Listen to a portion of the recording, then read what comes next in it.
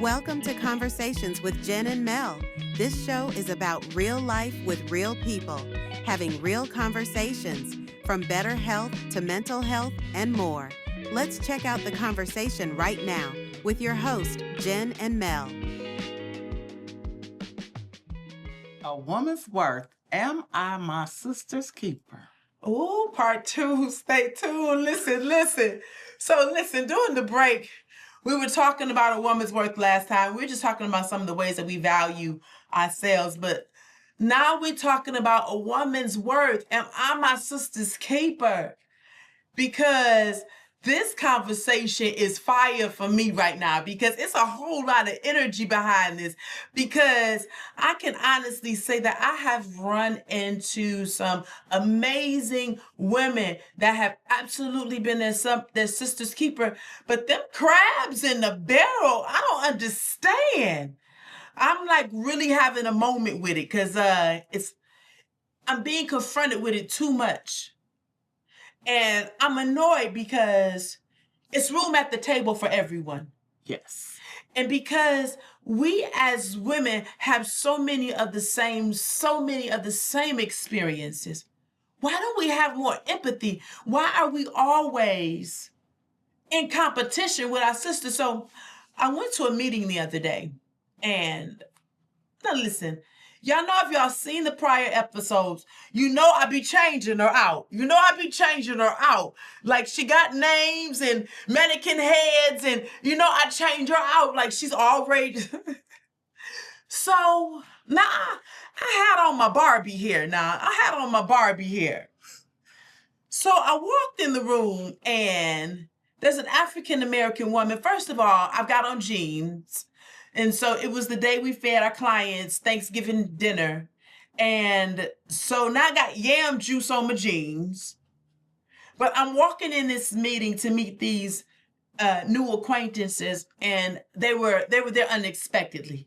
I was not expecting to see them. And so I walk in the room, and and I'm polite because it's human beings in the room. So naturally you greet the people in the room. And so the African-American woman in the room shunned me like, I don't know who she thought. So she shunned me, and I'm just, at this point, just moving on. I realized that I'm not being embraced. I'm not being welcomed. And so now I'm next. So now I move on, and I'm having this conversation with this gentleman in the room. It's a Jewish guy, and he was an amazing man. And we went from talking about accounting to investments to, we're having this great conversation. And so my sister, that has already shunned me and decided that she didn't want to talk to me, sees me engaged in this conversation across the table from this man, and she walks over to my hair, and she puts her card on the table and runs her fingers through my wig and said, "Where did you get her? I want one like her. What's her name?"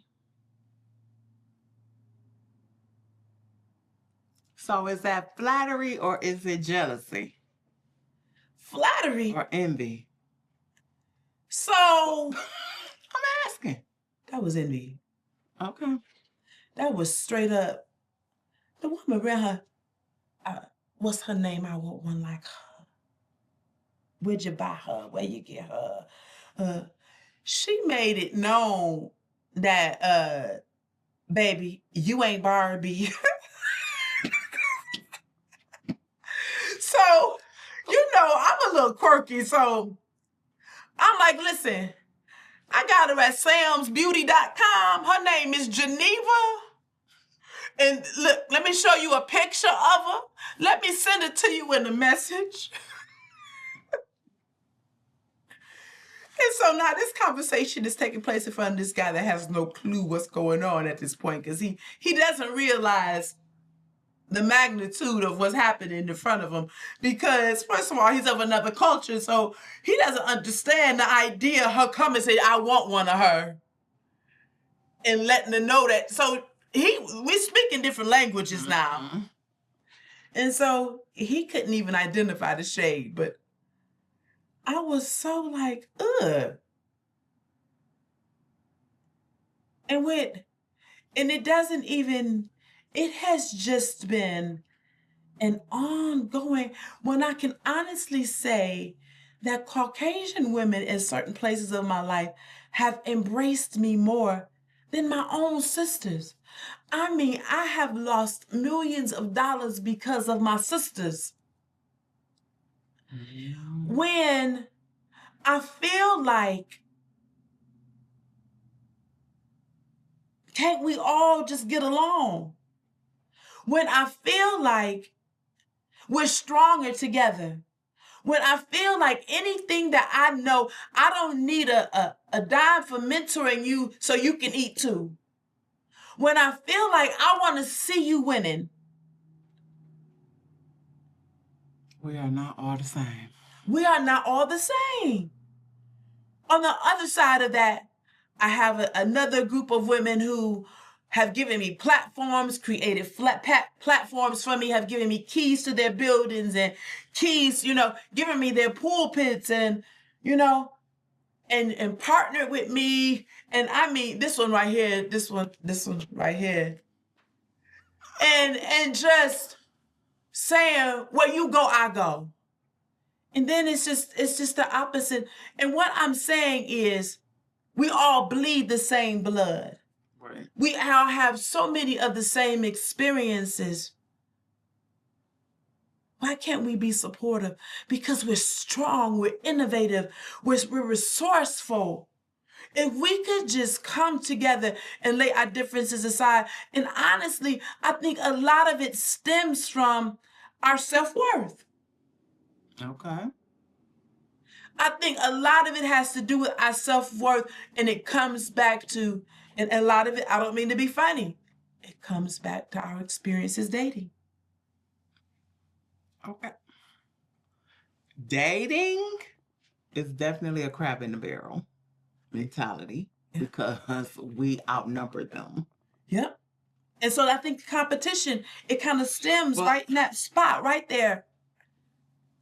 Right in the spot. Maybe. Because instead of my keeper, I see me as a competition, a threat. But in everything? Well, how do I determine? Instead of saying, oh, baby, you know what? He a dog, he was always a dog.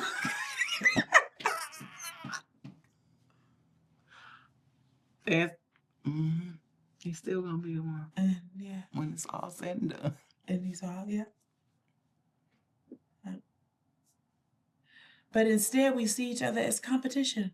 And we're right. And part of it is that shortage, And so if I like our men and you like our men, then we in competition for the same thing.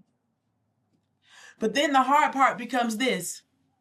Then the single woman and the married woman. So now the single woman sees the married woman as something that they desire. So now it's something that they covet. Nah, they don't know our hell breaking loose at home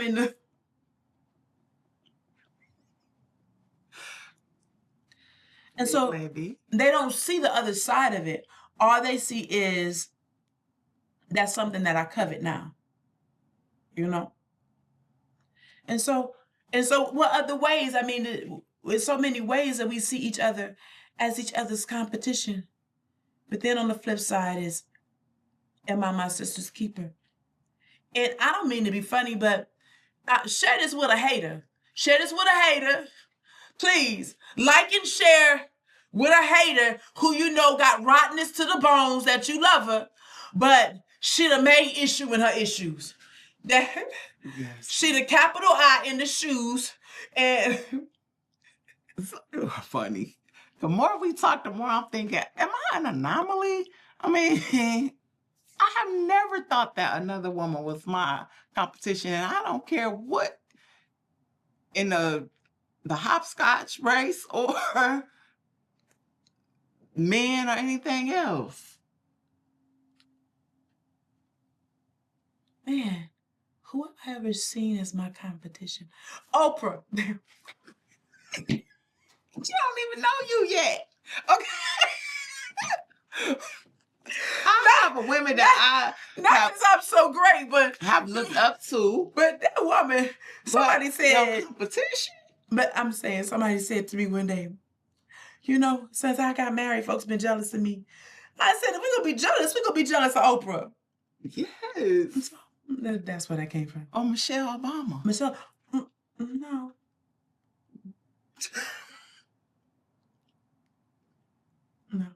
No? No. You don't like her?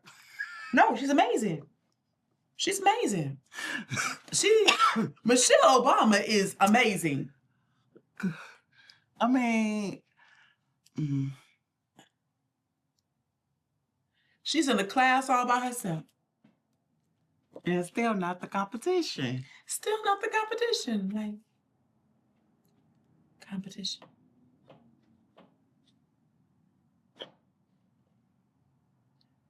I guess I feel... You know why? Because we don't have sisters.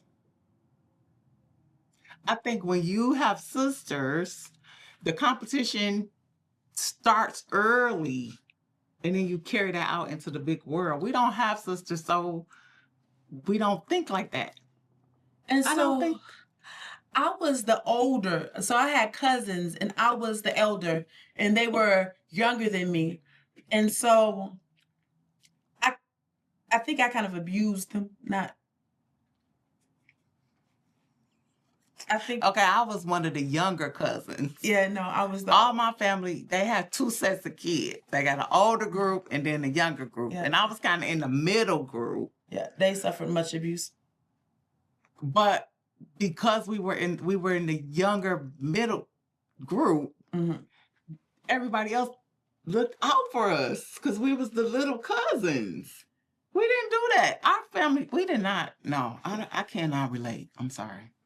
So we weren't allowed to do that infighting. It wasn't tolerated. Like, even in the women in my family, even now, that infighting is not, we're not allowed to allow ourselves to move like that. Like, I don't have to agree with you, but we're going to have to move harmoniously. Yes. Like, I don't have to be on the same page as you, but we're family. Yes. So come, let's reason together. Let's do what's right for the sake of the family. Do what's right. For the sake of the family.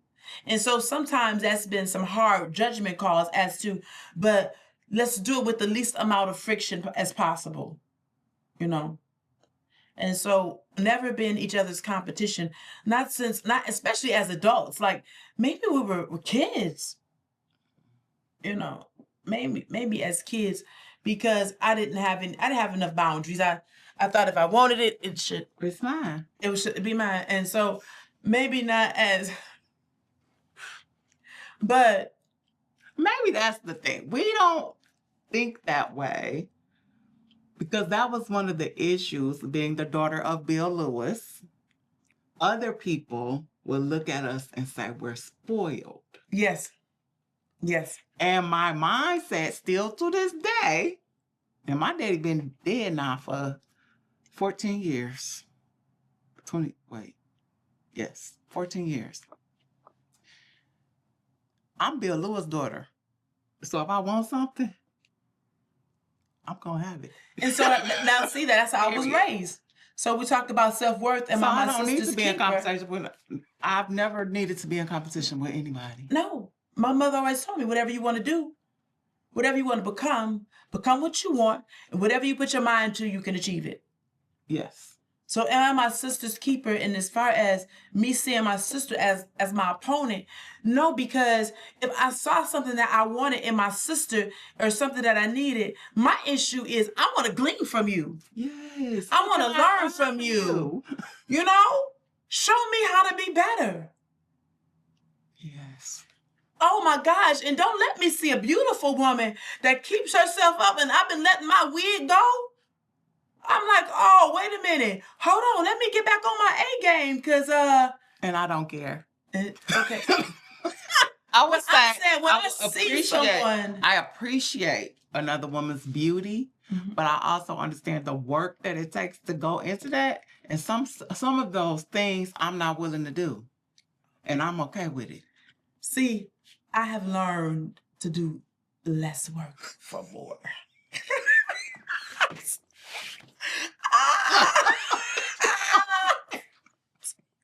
That's what I name her. You hear me? And so, am I my sister's keeper? My answer to that question is so simple. A woman's worth, because I know who I am, and because I can identify who I am, I don't identify my sister as my competition. Mm-hmm. Because I'm not competing with my sister, because there's room at the table for all of us. And what God has for me is for me. So unequivocally, I am my sister's keeper, because I know who I am. And the only competition that I'm in is I'm in competition with the word of God over my life. Now, when I can measure up to the word of God and who God says I am, because that God that we serve, he is lofty. He has great plans for us. Great plans. He has great plans for us. We're a royal priesthood. We're a peculiar people. And so when we can measure up to who God says we are, then we can stop looking at our sister and help her come up, because she got to go and you have one too, and we have one too. Yes. So if we take our focus off, and let me tell you, it annoys all the out of me, all the beep out of Wait, what did you beep? beep. It annoys all the beep out of me. Okay. No, seriously though. It annoys me so bad when I'm getting crab in the barrel or the bucket. Is the barrel or the bucket? The barrel. Which one they crawl out of? The barrel. When I get the crab in the barrel mentality from a woman that I see is so amazing. Mm-hmm. When I see her as amazing, and I see so much potential in her, in someone who is living beneath her blood-bought right, because she can't get her heart right. Mm. So she can't get in her position. And when I say, man, you got it and you don't even know it. Because you can't stop. But you also have that attitude towards women who you think are living beyond their potential. You get a little annoyed with them too. If you want them to come up. Come on, girl. You be like, wait, what you doing down there? Come on. Oh, you mean beneath it, like? Yes. Yeah, that's a whole lot of coaching sessions. Okay. Go ahead. You can finish. Crab in the barrel. You don't like it. Crab in the barrel. Am I my sister's keeper? Wait a minute. Did we go back again? Can I say like and share? Share with the haters in your life? Because we got to get this.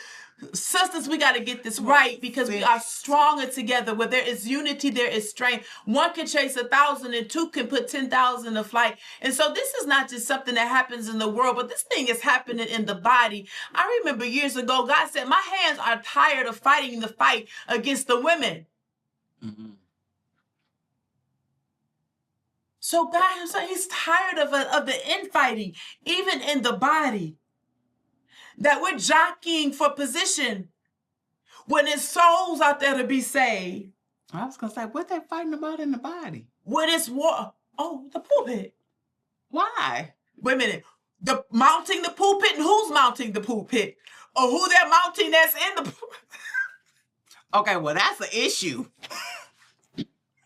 Nah. Or who they cake mount. You shouldn't be mounting nobody in the pulpit. Or who they cake mount. That's not your husband or your wife. Yeah, that annoys me, but that don't have nothing to do with sisterhood. In the perfect world. Okay. In the perfect world. Well, that competition, again, we talked about that already. Yeah, and it doesn't change. It's a shortage. So they all fighting for the same one. And normally he ain't worth 2 quarters rubbed together. Dang. What do they say, 2 nickels? Is it 2 nickels rubbed together? It don't even matter. Yes. But all that other stuff, some politics, I can't get with it. I'm not getting ready to do it. So now what, I think that,